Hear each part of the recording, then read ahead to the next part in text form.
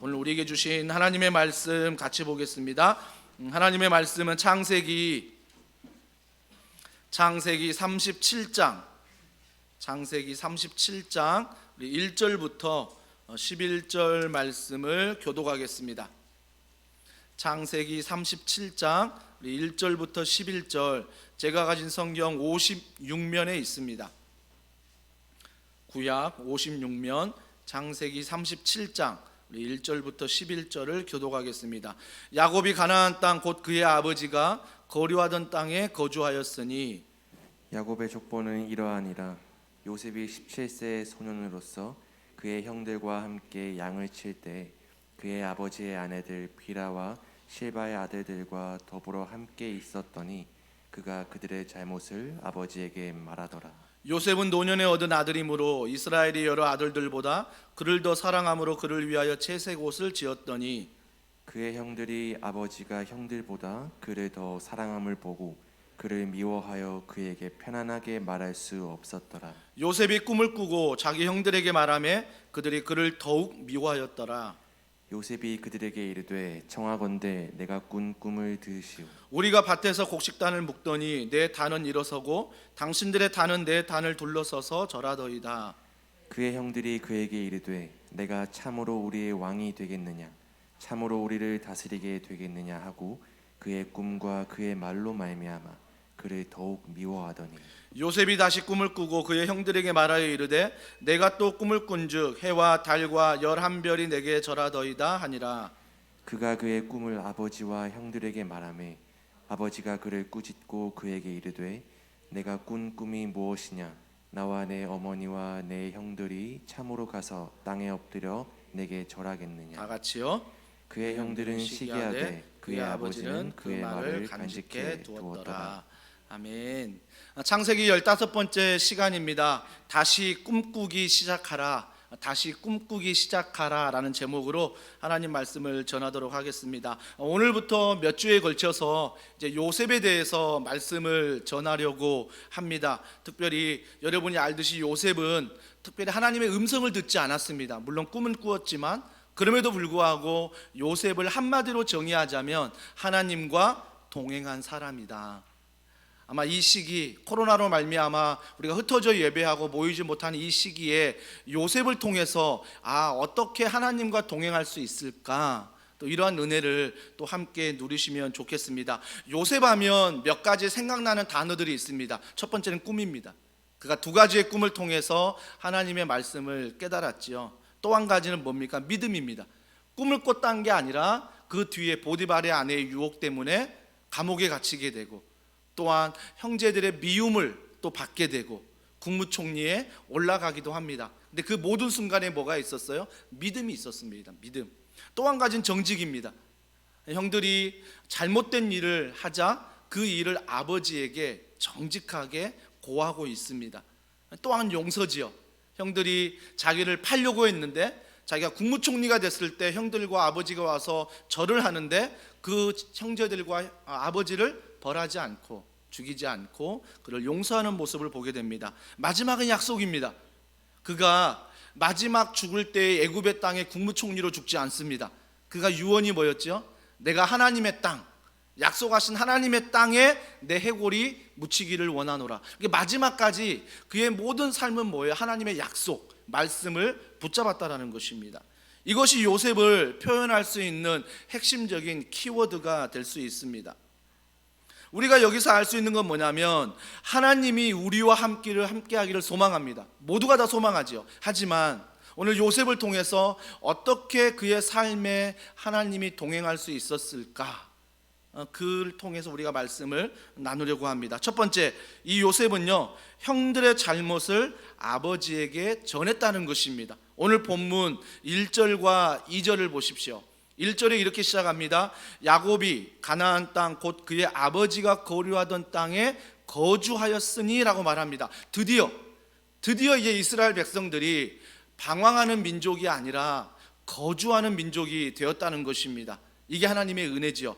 하나님이 약속하신 가나안 땅에 드디어 야곱의 가족들이 거주하기 시작합니다. 자, 2절에 보십시오. 야곱의 족보는 이러하니라. 자, 거주하니까 이제 족보에 대해서 이야기합니다. 자, 족보에 대해서 이야기하는데 2절에 보면 요셉이 17세의 소년으로서, 갑자기 다른 형제가 먼저 나오는 게 아니라 요셉이 먼저 나옵니다. 족보 이야기를 하는데, 이건 뭘 말씀하냐면 그만큼 요셉이 우리에게 하나님과 동행하는 참 중요한 인물이기 때문에 하나님이 요셉을 통해서 우리에게 말씀하고 있는 것입니다. 그가 몇 살이라고요? 17세입니다. 17세예요. 근데 17세에 그가 뭐라고 말하냐면 그의 형들과 함께 양을 칠 때 그의 아버지의 아내들 비라와 실바의 아들들이에요. 잘 보세요. 비라와 실바가 누구냐면 야곱의 첩입니다. 야곱의 첩들의 자녀들과 지금 요셉이 함께 양을 치고 있다는 것입니다. 자, 양을 치는데 2절 하반절에 보세요. 2절 하반절에 그가 그들의 잘못을 아버지에게 말하더라. 자, 첩들의 자녀들과 함께 양을 치는데 요셉이 그 첩의 자식들을 보고 잘못한 게 있었다는 것입니다. 그 잘못한 걸 보고 뭐라고요? 아버지에게 고하더라. 아버지에게 말했다는 것입니다. 우리가 이 말씀을 볼 때 흔히 여러분들이 이렇게 이해할 수 있습니다. 요셉이 잘못된 행동이야. 아무리 형제들이 잘못해도 아버지에게 말하면 안 되지. 이렇게 해석하는 분들이 있고 또 이렇게 받아들이는 분도 있습니다. 물론 원어에 보면 이 잘못이란 단어가 어떤 의미가 있냐면 여기에 악이라는 의미가 담겨 있습니다. 우리가 선악과 하잖아요. 선악과. 이 선악과 할 때 이 악이 바로 이 잘못된 단어와 동일한 언어입니다. 그러면 우리가 생각할 때 형들의 잘못이잖아요. 형들의 잘못은 그냥 잘못이 아니에요. 엄청난 악입니다. 성경은 정확하게 말하지 않지만 엄청난 악을 형제들이 하고 있다. 특별히 비라와 실바의 아들들이, 그들이 지금 엄청난 악을, 잘못을 행하고 있습니다. 그걸 아버지에게 지금 요셉이 고하고 있다는 것입니다. 여러분, 엄청난 잘못을 보고 고하는 게 맞습니까? 고하지 않는 게 맞습니까? 당연히 신앙 안에서 보면 우리가 덮어줄 수 있습니다. 교회는 용서의 공동체입니다. 하지만 그 죄가 드러나지 않고 용서할 수는 없는 것입니다. 그 죄가 반드시 드러나야 하고 그 죄로 말미암아 드러날 때 우리는 회개해야 하는 것입니다. 그럴 때 우리 공동체는 뭐예요? 그때도 돌을 던지는 게 아니라 정말 그 죄가 드러나 그 사람이 회개했다면, 잘못을 구했다면 뭡니까? 덮어줘야 되죠. 용서해야 되죠. 이것이 바로 그리스도의 사랑의 공동체 아닙니까? 하지만 여러분, 앞서 나가지 마십시오. 죄를 드러내지도 않았는데, 인정하지도 않았는데 모든 걸 다 용서해 주겠다, 다 덮어버리고, 야, 뭐 그런 것까지 아버지에게 말해, 뭐 고자질해, 그건 요셉이 잘못한 거야, 우리가 잘못 착각할 수 있습니다. 물론 그 해석이 잘못된 건 아닙니다. 이 잘못이란 단어에 악이라는 의미도 있지만 또 한 가지 의미가 뭐냐면 요셉의 주관적인 생각이 들어갑니다. 그러니까 형들이 잘못했어요. 엄청난 악이에요. 엄청난 악인데 이걸 아버지에게 고할 때 요셉의 주관적인 생각이 들어가 있다는 것입니다. 그 주관적인 생각이 무엇이겠습니까? 야곱이 정말 삼촌 라반의 집에 가서 얻고자 하는 아내는 라헬이었습니다. 그 라헬의 소생이 누구예요? 요셉이잖아요. 그러니까 요셉은 자기는 종의 자녀가 아니라는 생각이 있었습니다. 하지만 함께 있었던 2절에 말했던 비라와 실바의 자녀들은 뭐예요? 첩이에요. 첩의 자녀들과 지금 이 종 같은 자녀들과 요셉이 함께 있다고요. 그러면 그 형제들의 잘못을 봤을 때 잘못을 아뢰는 것은 마땅하지만 성경의 또 하나의 의미는 자기의 주관적인 생각을 더해서 이야기하는 것, 이게 잘못됐다라고 얘기합니다. 잘못됐다라고. 하지만 저는 후자, 요셉이 잘못됐다, 고자질하면 안 되지, 덮어줘야지, 이런 의미보다는 저는 오히려 전자에 무게를 둡니다. 형제들이 엄청난 잘못을 범했습니다. 선악과의 악이라는 엄청난 잘못을 범했습니다. 근데 성경은 기록하지 않습니다. 그 잘못이 뭔지 정확하게 기록하지는 않지만 그 잘못이 뒤에 보십시오. 형제들이 어떻게 했습니까? 요셉이 꿈을 말한 다음에 요셉이 멀리서 걸어오자 비라와 실바에 같이 있었던 잘못했던 그 첩의 자식들이 뭐라고 말합니까? 요셉을 죽여버리자. 망설임이 없습니다. 망설임이 없이 요셉 한 사람을 죽여버리자고 합니다.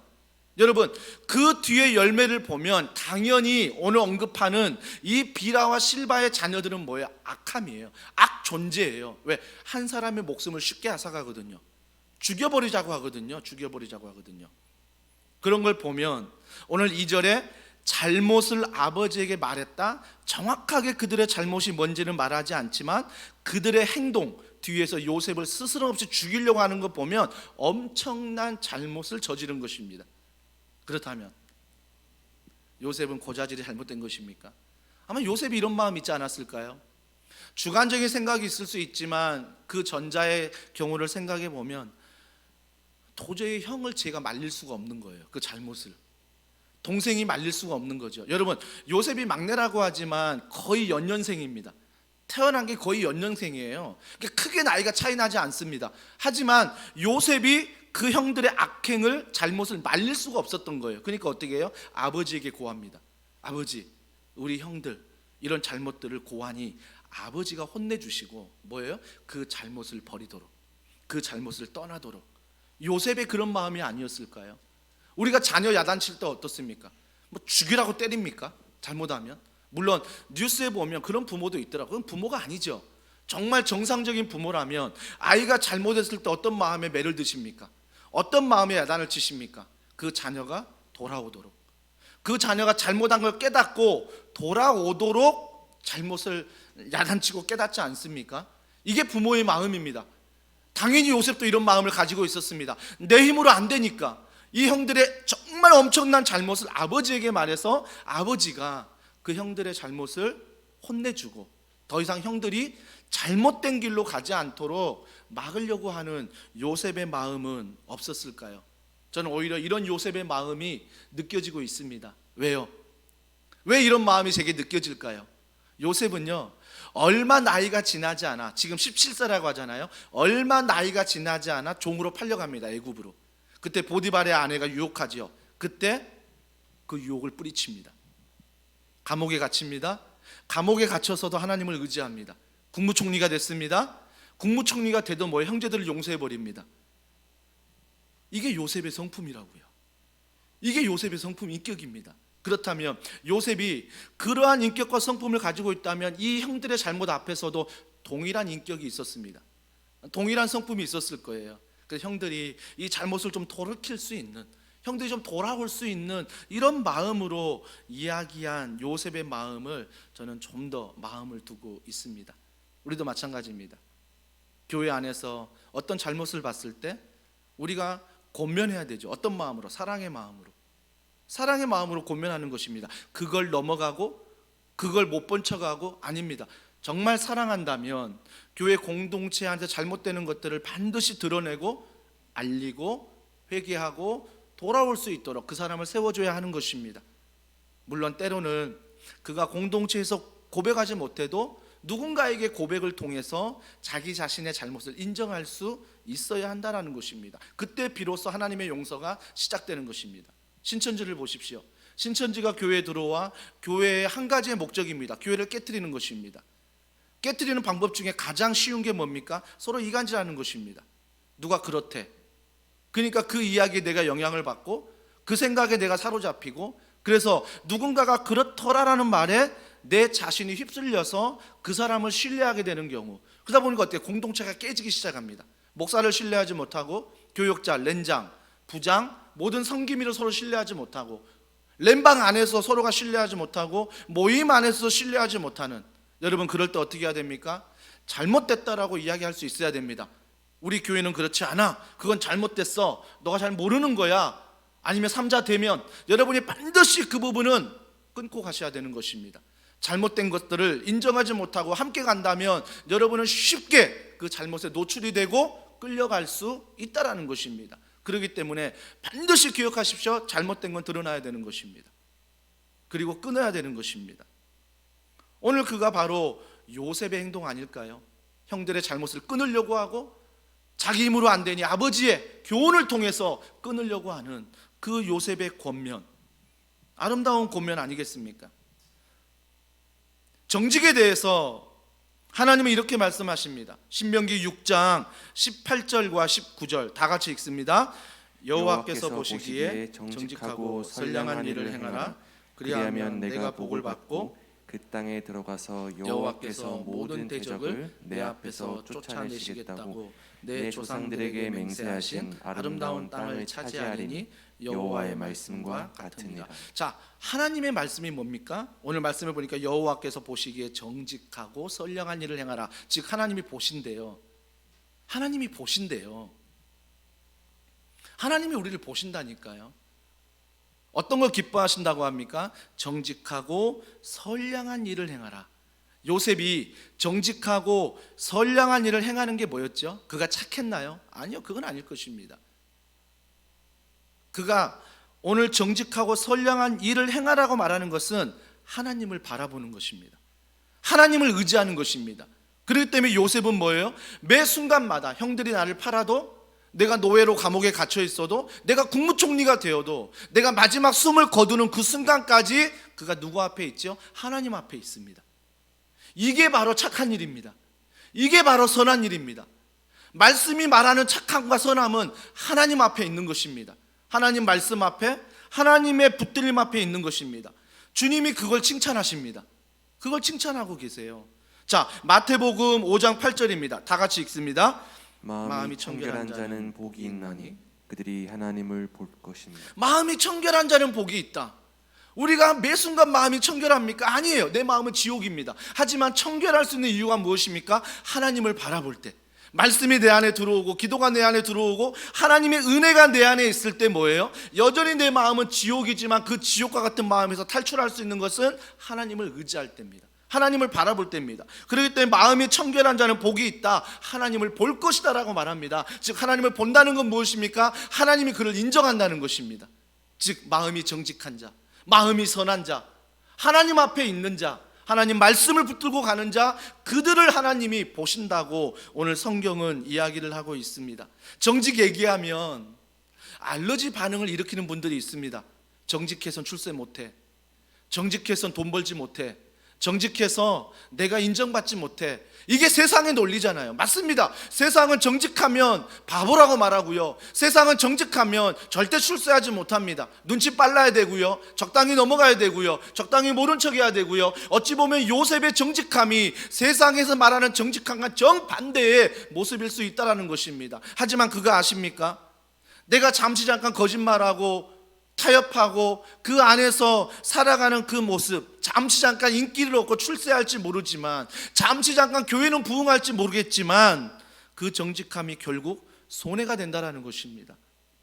결국 시간이 가면 갈수록 그것은 나에게 손해로 다가옵니다. 거짓말이 거짓말을 부르고요, 그 거짓말이 눈덩이처럼 되고요, 늘 남을 만날 때마다 내 모습이 아닌 거짓하는 내 모습으로 포장하면서 정말 외식하는 모습으로 살아가는 것 지겹지 않습니까? 내 솔직한 모습이 아니라 내 거짓된 모습으로 살아가는 것, 정말 이게 과연 내가 아무리 출세하고 내가 아무리 돈을 많이 벌어도 이게 복일까요? 나를 잃어버리는데, 나의 정체성, 하나님의 백성인 이 정체성을 잃어버리는데 과연 이게 복일까요? 출세한들 과연 그게 성공일까요? 하지만 이 정직함은 때로는 세상에서 바보 같고 때로는 출세를 막고 성공을 막습니다. 하지만 이 정직함은 뭡니까? 작은 씨앗이라고 보십시오. 내가 오늘도 하나님 앞에서 이 정직하게 하나님을 의지하며 손해보더라도 바보라고 여겨도 정직하게 걸어갈 때 나는 지금 뭐예요? 선한 씨앗을 심고 있다. 나는 눈물의 씨앗을 심고 있다. 자녀들에게 가르칠 때도, 내가 직장에서, 가정에서, 내가 이 교회에서 어떤 일을 행할지라도 나는 정직함으로 하나님과 동행함으로 작은 씨앗을, 작은 눈물을 흘리고 있다. 여러분, 그 씨앗은요 반드시 자랄 것입니다. 그 눈물은 반드시 자랄 것입니다. 이것이 바로 하나님 앞에 서 있는 자의 축복이라는 것입니다. 사랑하는 성도 여러분, 어느 순간 우리는요 꿈을 꾸기 시작합니다. 그래서 우리 자녀들에게 이런 기도 많이 하잖아요. 하나님, 우리 자녀가 요셉처럼 되게 해주세요. 그래서 그런 꿈도 꾸고 꿈 안에 사용받게 해주세요. 그런데요, 우리의 기도가 바뀌어야 합니다. 하나님, 꿈을 달라는 게 아니라 하나님, 이 아이에게 정직한 꿈을 주시옵소서. 하나님, 이 아이에게 말씀의 꿈을 주시옵소서. 하나님, 이 아이에게 하나님에 대한 꿈을 주시옵소서. 그래서 말씀의 꿈, 정직함의 꿈, 그 하나님의 꿈을 가지고 걸어가야 하는 것입니다. 순서를 잘 보십시오. 꿈이 먼저가 아닙니다. 말씀이 먼저입니다. 말씀이 내 안에 있어야 꿈이 되는 것입니다. 제가 교회를 개척하며 2015년 1월 4일 날 첫 예배 드릴 때, 그때부터 빛과 소금의 설교하면서 빌립보서 말씀을 전했습니다. 그때 제가 여러분에게 가장 먼저 부탁했던 건 그거였습니다. 우리가 함께 꿈을 꾸길 원합니다. 가르치고 치유하고 전파하는, 한 사람을 제자 삼아 예수님의 사랑으로 다음 세대를 세우고 세상을 축복하는 공동체의 꿈을 우리 모두가 꾸기를 원합니다. 모두가 아멘했습니다. 그 뒤에 제가 강조한 것, 그러려면 사역보다 예배를 드리셔야 됩니다. 그러려면 예배 중에 말씀과 찬양과 기도 안에 우리가 하나님을 만나야 하는 것입니다. 우리가 하나님을 만나지 않고 꿈을 꾸면 그 꿈은 정직한 꿈이 되지 않는다는 것입니다. 철저히 세상의 꿈이 된다는 것입니다. 그래서 이 땅에서 내가 누리고자 하는 의식주의 꿈을 가지고 살아갈 수밖에 없습니다. 그래서 우리는 꿈이 먼저가 아니라 말씀이 먼저입니다. 말씀이 내 안에 들어와 그 말씀이 꿈을 꾸게 하는 것. 그래서 이 말씀이 내게 들어올 때 어떤 말씀이든 직장에서, 가정에서, 교회에서, 개인 관계든 어느 곳에 있든 이 말씀이 나를 움직일 수 있도록, 이 말씀이 나를 끌어갈 수 있도록 여러분이 매일매일 말씀을 암송하고 큐티하고 성경 카톡방을 통하여, 훈련을 통하여, 또 퐁당의 스마트 앱을 통하여 여러분이 말씀 안에 매일 바른 만남 9시 기도, 153 기도, 어떤 것이든 좋습니다. 그걸 통해서 내가 말씀의 꿈을 꾸는 것입니다. 하나님, 지금은 내가 감옥에 있지만, 지금은 형들에게 오해를 받아 내가 노예로 팔려가지만, 하나님, 내가 말씀 안에 꿈을 꾸기를 원합니다. 그래서 우리 자녀에게 이렇게 기도하면 어떨까요? 하나님, 우리 자녀가 꿈을 가지고 출세하는 자녀가 아니라, 꿈을 가지고 성공하는 자녀가 아니라, 우리의 자녀가 말씀 안에 꿈을 꾸게 하여 주시옵소서. 우리 자녀가 예배 안에 꿈을 꾸게 하시고, 우리의 자녀가 훈련 안에, 기도 안에 꿈을 꾸게 하여 주시옵소서. 이것이 하나님이 우리에게 주시고자 하는 정직한 꿈이에요. 착한 게 아니에요. 선한 게 아니에요. 하나님 앞에 살아가는 것, 말씀에 붙들려 살아가는 것, 이것이 바로 하나님이 요셉에게 주는 꿈이라는 것입니다. 요셉은 이러한 꿈으로, 이런 정직함으로 아버지에게 말한 거예요. 내가 고해가지고 형들을 해코지해야지, 내가 아버지께 더 인정받아야지, 이거 아니에요. 정말 하나님 앞에 살아가다 보니까 형들이 그렇게 살면 안 되거든요. 하나님 앞에 살아가다 보니까 형들의 잘못, 이거 안 되겠거든요. 그러니까 아버지에게 요청하고 있고 아버지에게 은혜를 구하고 있다는 것입니다. 근데 그거 잘 아시지요? 아버지가 가정을 잘 못 다스리잖아요. 아내도 컨트롤 못하지요. 자식들마저 컨트롤 못하는, 나중에 딸 디나가 겁탈을 당했는데, 딸이 겁탈당한 일 앞에서 아버지는 무능합니다. 아버지는 아무 일도 행하지 못하는 그런 무능함이 있어요. 무능함이. 전 여기서 또 하나의 꿈을 보게 됩니다. 그게 바로 두 번째 대지에 나오는데, 저는 궁금했던 게 그겁니다. 뭐냐면, 야곱이 정말 이런 모습, 속이는 자잖아요. 거짓말 잘하잖아요. 근데 어떻게 요셉과 같은 아들이 나올 수 있지? 저는 그게 참 신기했거든요. 본문을 보면서 분명히 신앙의 부모님의 모습 속에서 이러한 자녀가 나온다는 건 당연한 겁니다. 왜? 부모님을 통해 봤으니까, 배웠으니까. 그런데 야곱은 그렇지 않았잖아요. 어떻게 그런 아버지 밑에서 이런 요셉과 같은 자녀가 믿음 안에서 하나님을 의지하고 살 수 있을까? 제가 청소년을 담당할 때 청소년 신방 가다 보면 믿지 않는 부모 밑에서 신앙생활 하는 아이들이 있었습니다. 근데 그 아이들을 보면 걱정이 되지요. 이 아이가 신앙생활 잘할 수 있을까? 근데 신방에 보면요, 정말 부모님이 믿지 않는데 이 아이가 신실한 거예요. 하나님을 믿고요, 그 다음에 교회 꼬박꼬박 나오고요, 훈련을 받고요, 기도를 하고요, 너무나 신실한 거예요. 저는 그때 깨달았습니다. 부모의 모습도 참 중요하지만 부모가 인정해야 될 게 무엇입니까? 하나님의 은혜가 있어야 되구나. 하나님의 은혜.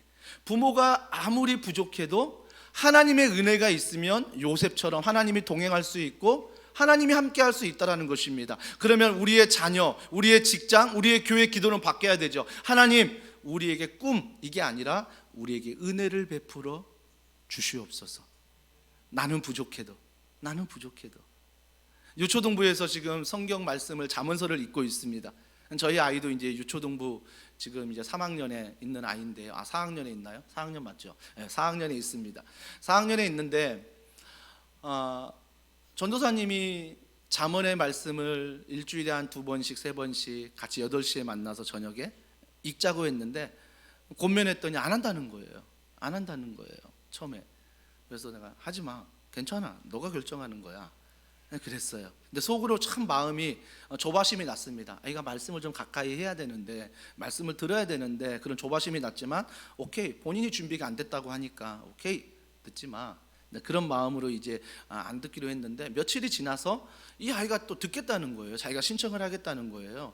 오, 할렐루야, 아멘, 감사하다. 그래서 이제 들었는데, 그 이유가 바로 이제 친구들이 그 안에서 이제 막 하는 이야기를 듣고 자기가 친구들이 보고 싶은 거예요. 그래서 친구들이 보고 싶어 영상에 줌으로 들어가서 이제 전도사님과 이제 하는데, 그 말씀을 읽은 시간을 사모는 하지만 그 뒤에 막 친구들과 안 나가고 막 15분 동안 줌을 통해서 막 떠드는 거예요. 막 떠들고요, 막 희다 웃고요, 막 신났어요. 줌으로 막. 첫날은 그러더라고요. 둘째 날도 막 그러더라고요. 근데 셋째 날부터는 뒤에 시간, 줌으로 만나는 시간 좀 더 줄어들고 앞에 말씀에 있는 시간에 집중하더라고요. 점점 바뀌어가는 거죠. 저는요, 그 모습을 볼 때 어떤 걸 느꼈냐면, 저는요 그렇게 못했거든요. 저는 막 전도사님 막 있어가지고 말씀 읽자고 하고 저녁에 막 읽고 막 기도하고 그러진 못했어요, 그 나이 때. 근데 이 아이는 하는 거예요. 제가 그걸 보고 못 느꼈냐면, 이게 하나님의 은혜구나. 아빠가 해서 아들이 하는 게 아니라, 아빠는 여전히 부족하고 엄마는 여전히 부족한데 하나님의 은혜가 이 아이를 붙들고 있는 거죠. 그 마음을 주는 거죠. 그러니까 부모님들 절대 내가 과거에 이걸 못했는데 낙심하고 막 절망하거나 그래서 아이들에게 권면도 못하는 게 아니라, 여러분이 믿음으로 권면하셔야 돼요. 나는 부족하지만, 나는 연약하지만 하나님의 은혜는 이 아이에게 필요하잖아요. 그래서 이 아이에게 나는 부족하지만 하나님의 은혜가 충만하게 하여 주시옵소서. 하나님의 은혜. 야곱이 그렇게 부족했는데 요셉과 같은 아들이 생긴다는 건 말로 설명할 수 없어요. 이건 하나님의 은혜입니다. 하나님의 은혜. 그래서 우리는 반드시 부모들이 먼저 알아야 될 것은, 5월 가정의 달이잖아요. 깨달아야 알아야 될 것은, 하나님, 이 아이가 꿈 먼저 말씀 안에 꿈을 꾸되 특별히 하나님의 은혜, 하나님의 은혜로 직장에 갑니다. 보는 시각이 달라집니다. 직장이 밥벌이가 아니라 하나님이 맡기신 선교지입니다. 선교지. 여러분, 선교지하면 비장하잖아요. 직장 갈 때 이런 마음이 없잖아요. 우리가 비장하지 않잖아요. 쉽게 힘들다고 말하고 쉽게 막 직장을 옮겨버리고, 직장 나가는 게 월요일부터 월요병에 걸리고, 이런 경우, 물론 육신이 피곤하고 그럴 수 있습니다. 번아웃이 될 수도 있습니다. 하지만 우리가 시각을 바꿔야 되는 것입니다. 직장은 선교지입니다. 직장은 선교지이기 때문에 하나님 은혜를 베풀어 주시옵소서. 가정도 마찬가지입니다. 요즘 아이들과 많이 보내는 시간 속에서 하나님 은혜를 베풀어 주시옵소서. 이것이 바로 요셉에게 베푼 하나님의 은혜라는 것입니다. 이게 신실한 모습이죠. 그러면 이 야곱, 정말 거짓말로 속이고 이런 자가 이스라엘이 됐잖아요. 고관절을 맞아서, 엉덩이 뼈를 맞아서 다리를 절었잖아요. 흔적을 가졌잖아요. 그렇다고 해서 바로 그가 은혜의 사람으로 바뀐 게 아닙니다. 그가 언제 은혜의 사람으로 바뀌냐면 창세기 35장 1절입니다. 우리 다 같이 읽습니다. 시작. 하나님이 야곱에게 이르시되 일어나 베델로 올라가서 거기 거주하며 너가 내 형 에서의 낯을 피하여 도망하던 때에 내게 나타났던 하나님께 거기서 제단을 쌓으라 하신지라. 여러분, 이 35장 1절 사건 이후로 야곱이 바뀝니다. 야곱이 바뀌어요. 그 전까지 흔적을 가지고 있었지만 여전히 흔적을 가지고 살았는데, 언제 야곱이 이스라엘로 바뀌냐면 뭐라고 말하죠? 거기서 제단을 쌓으니라. 제단을 쌓으니라. 하나님 앞에 예배할 때, 하나님의 예배할 때 내가 하나님의 은혜 가운데 변화된다라는 것입니다. 너무 중요한 거죠. 그래서 제가 누누이 강조하는 것, 사역보다는 예배입니다. 우리가 예배가 먼저가 돼야 되고요. 그리고 우리의 모든 헌신보다 먼저 앞서야 될 건 말씀입니다. 훈련입니다. 그래야 우리 교회, 가르치고 치유하고 전파하는 이 주신 사명을 우리가 성공으로 바라보지 않고 함께 은혜로 바라보고 믿음으로 바라보고 걸어갈 수 있다는 것입니다. 혹시 우리 인생 가운데 번아웃 되셨습니까? 그게 교회인들, 가정인들, 어느 일이든 번아웃이 찾아옵니다. 하지만 여러분이 회복해야 될 것은 쉼도 필요하고 여행도 필요하고 뭔가 재충전도 필요하지만 먼저 회복해야 될 것은 예배의 자리입니다. 하나님을 만나는 것입니다. 하나님을 만나는 자리가 먼저 우리에게 은혜의 자리 필요하다라는 것입니다. 그러면서 그가 그 은혜의 자리, 이 요셉에게 이제 이스라엘로 살아가면서 요셉이 꿈을 꿉니다.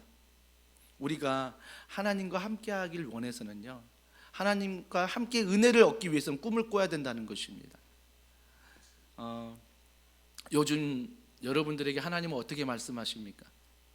어떤 분들은 아직도 내게 꿈으로 말씀하십니다. 꿈을 자주 꾸는 분들이 있잖아요. 막 꿈을 꾸는 분들, 어떤 일을 막 걱정하다가도 꿈을 꾸고 막 이런 해석이구나, 해석이 나오는 분들이 있어요. 어떤 분들은 지금도 꿈을 꿉니다. 어떤 분들은 환상을 봅니다.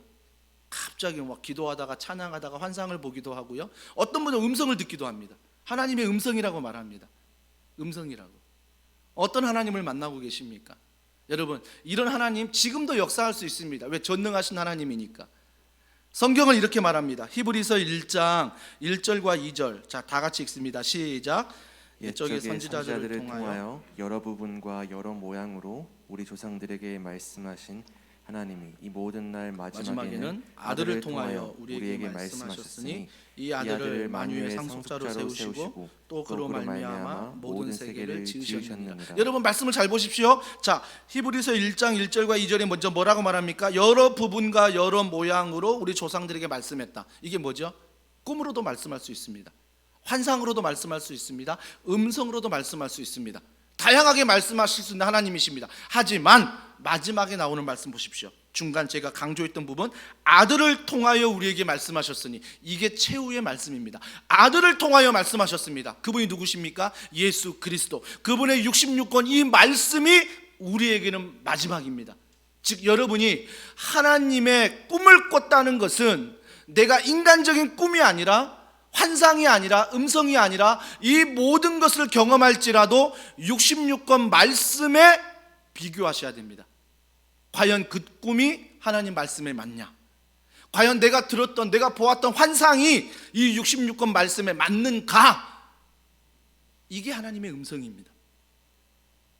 이게 하나님의 음성이지, 꿈 꿨다고 말씀을 덮어버리고 말씀은 전혀 기억하지 않고 꿈만 쫓아가는, 잘못된 거죠. 성경이 분명히 말합니다. 마지막 때는 아들을 통하여 우리에게 말씀하셨다. 즉 66권 말씀을 통하여 우리에게 다 말씀하신 겁니다. 그래서 어떤 꿈을 꾸든, 어떤 환상을 보든, 어떤 음성을 듣든 어디에 여러분이 기준을 삼아야 돼요? 내 꿈이, 내 환상이, 내 음성이 이 66권 말씀에 합당한가? 이 말씀의 기준을 우리가 합당히 삼아야 된다는 것입니다. 그것이 정말 주님이 우리에게 주시고자 하는 꿈이라는 것입니다. 꿈. 그렇기 때문에 예수님의 말씀을 통해서 우리는 꿈을 꾸는 것입니다. 그런데 보십시오. 요셉이 두 가지의 꿈을 꾸잖아요. 두 가지의 꿈. 자, 오늘 본문 7절에 나옵니다. 7절. 오늘 본문 7절 다 같이 읽습니다. 시작. 우리가 밭에서 곡식단을 묶더니 내 단은 일어서고 당신들의 단은 내 단을 둘러서서. 이게 첫 번째 꿈이에요. 11개의 단이 묶여서 한 단에게 절하는 꿈을 꿨어요. 꿈을 꿨어요. 자, 그 꿈을 얘기했습니다. 아직은 요셉이 몇 살이라고요? 17세입니다. 17세예요. 아직 요셉이 이 꿈을 꿨지만 뭐예요? 꿈에 대해서 해석할 수 없는 거죠. 하나님의 뜻을 알 수가 없는 나이예요. 그러니까 그 꿈을 이야기했더니 8절에 보세요. 자, 8절 다 같이 읽습니다. 시작. 그의 형들이 그에게 이르되 내가 참으로 우리의 왕이 되겠느냐? 참으로 우리를 다스리게 되겠느냐 하고 그의 꿈과 그의 말로 말미암아 그를 더욱 미워하더니. 뭐예요? 원래 미웠는데 비라와 실바의 첩의 자식들이 라헬의 소생인 요셉이 미웠던 거죠. 원래 미웠는데 이 꿈 얘기가 더 미운 거예요. 더 미워졌다고 하자. 더욱 미워했더라. 더욱. 근데 보세요. 9절. 요셉이 다시 꿈을 꾸고 또 두 번째 꿈을 꿉니다. 꿈을 꾸고 그의 형들에게 말하여 이르되. 참 요셉 말하는 거 좋아해요. 좀 눈치 좀 채지. 형들이 미워했는데 첫 번째 꿈을 얘기했더니 형들이 더욱 미워했대요. 그러면 두 번째 꿈은 얘기 안 하고 혼자 간직하면 되는데 그 두 번째 꿈을 뭐예요? 또 말하고 있어요. 어떻게 말합니까? 9절 그 꿈. 자, 중반절에 보세요. 내가 또 꿈을 꾼즉 해와 달과 11별이 내게 절하더이다. 이런 꿈을 꿨는데 아직 요셉이 나이가 어리기 때문에 이게 하나님이 무슨 뜻인지 모르는 거예요. 그냥 얘기하는 거예요. 얘기하는 것. 근데 그 꿈을 누가 해석합니까? 아버지가 해석합니다. 야곱이 꿈을 해석해 버려요. 자, 10절 다 같이 읽습니다. 시작. 그가 그의 꿈을 아버지와 형들에게 말하매 아버지가 그를 꾸짖고 그에게 이르되 내가 꾼 꿈이 무엇이냐? 나와 내 어머니와 내 형들이 참으로 가서 땅에 엎드려 내게 절하겠느냐? 자, 이 꿈을 해석하는 건 요셉이 아니에요. 요셉은요 그냥 하나님이 꾸게 하신 것들을 말했을 뿐이에요. 근데 아버지가 해석을 해버립니다. 아버지가 뭐라고 해석하죠? 야, 그러면 해와 달 나와 너 엄마가 너한테 절한다는 거야? 그러면 11가지의 별, 11가지의 볕단 너한테 절한다는 거야? 우리 형제들이 다 너에게 절한다는 거야? 요셉은 몰랐습니다. 요셉은 이 꿈을 줬지만 이 꿈을 해석할 수가 없었습니다. 하지만 아버지 야곱이 이 꿈을 지금 정확하게 요셉에게 해석하고 있다라는 것입니다. 근데 이 꿈을 어떻게 해석했다고요? 꾸짖어. 야단치면서 해석하고 있다는 것입니다. 우리는 어떻습니까? 우리의 자녀들, 남편, 아내, 우리 교회 안에서 꿈을 이야기할 때 여러분 어떻습니까? 뭔가 하나님의 꿈을 이야기하는데 야, 공부나 열심히 해. 야, 지금 그거 할 때가 아니야. 야, 너 이거 열심히 해. 뭔가 자녀와 남편과 아내와 가정에서 직장에서 교회 안에서 하나님의 꿈을 이야기하는데 그 꿈을 뭐예요? 야곱의 아버지처럼 쉽게 꾸짖습니다. 쉽게 묵살해버립니다. 지금은 그 꿈을 꿀 때가 아니야. 지금은 이거 할 때지. 그러면서 내 자신이 스스로가 그 모든 것을 끊어버린다는 것입니다. 끊어버린다는 것. 그렇기 때문에 하나님의 꿈이 이루어지지 않습니다. 사랑하는 성도 여러분, 자녀의 이야기를 들으십시오.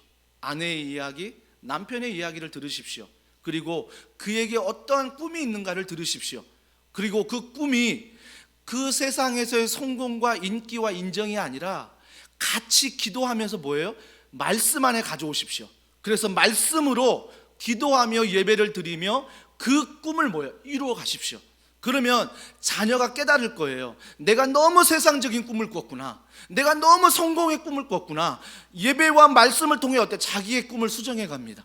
남편도 마찬가지고 아내도 마찬가지고 우리 가정의 기도 제목이 점점 세상의 것이 아니라 하나님의 것으로 말씀 안에 맞춰간다는 것입니다. 이게 부모의 모습입니다. 부모는요 자녀들에게 방향을 알려주는 것입니다. 대신 꿈을 꾸지 마십시오. 우리 부모들이 잘못한 건 무엇입니까? 내가 너 꿈 꾸어줄게. 너 이렇게 가. 이렇게 살아. 아닙니다. 그 자녀를 옆에서 기도해주고 응원해주고 그래서 함께 예배드리고 함께 말씀을 가르칠 때 그 자녀 스스로가 그 안에서 하나님의 꿈을 꾸도록 부모들은 길을 열어주는 것입니다. 방향을 알려주는 것입니다. 부모들이 꿈을 꾸는 게 아닙니다.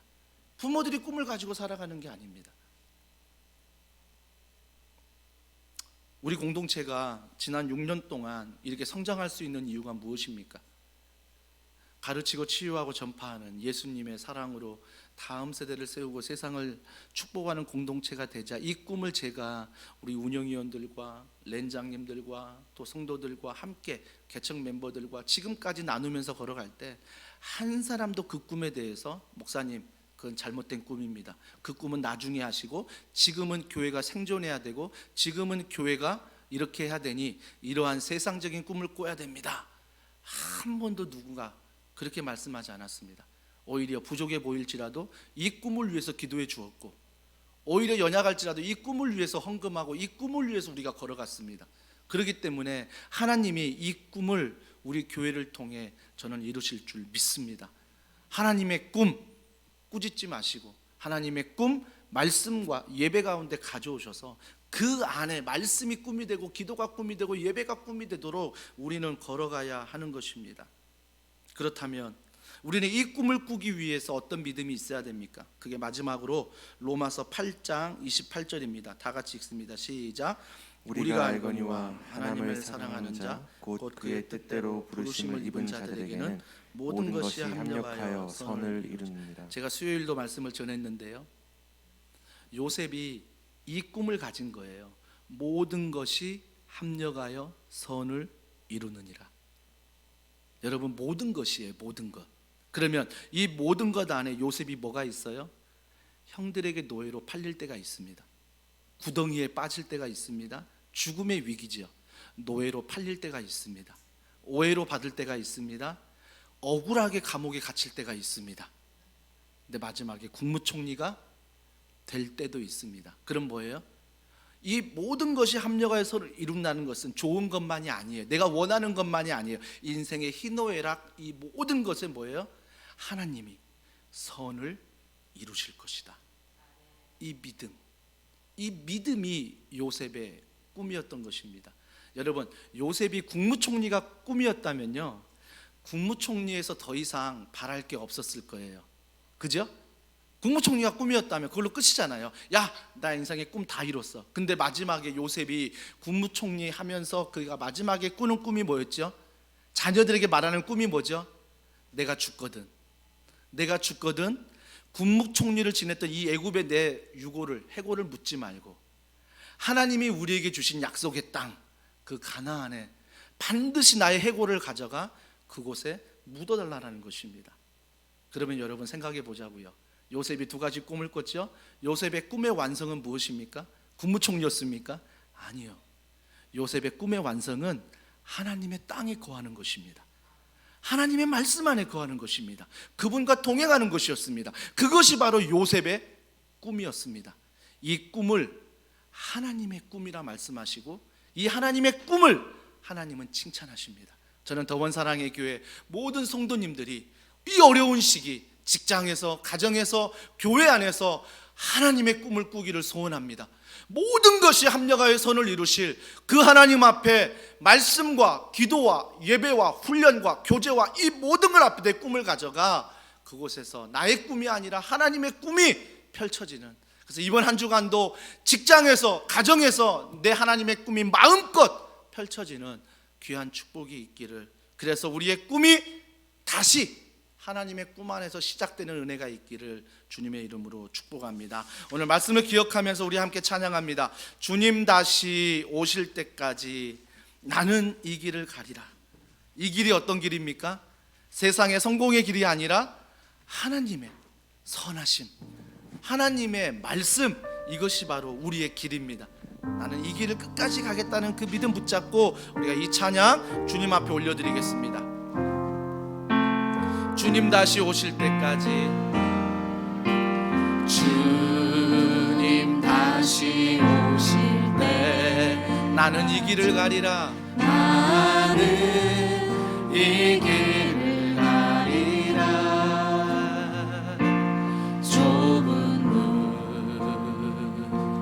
좁은 길 나의 십자가 지고, 나의 십자가 지고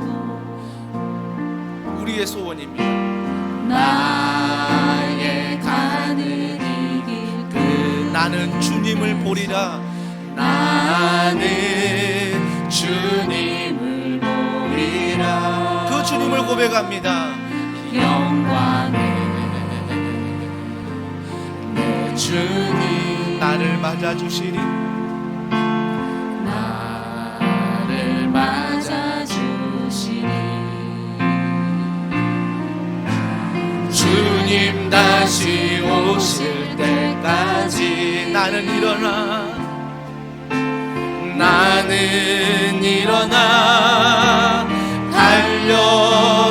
달려가리라. 주의 영광 온 땅 덮을 때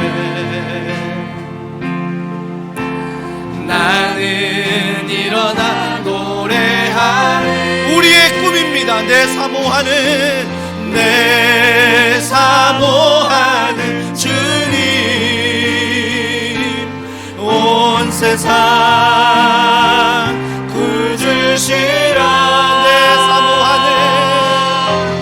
내 사모하는 주님, 영광의 왕. 우리 이 시간 두 손 높이 들고 고백합니다. 내 사모하는 주님, 온 세상 구주시라. 내 사모하는 주님, 영광의 왕이. 한 번 더 믿음으로 고백합니다. 영광의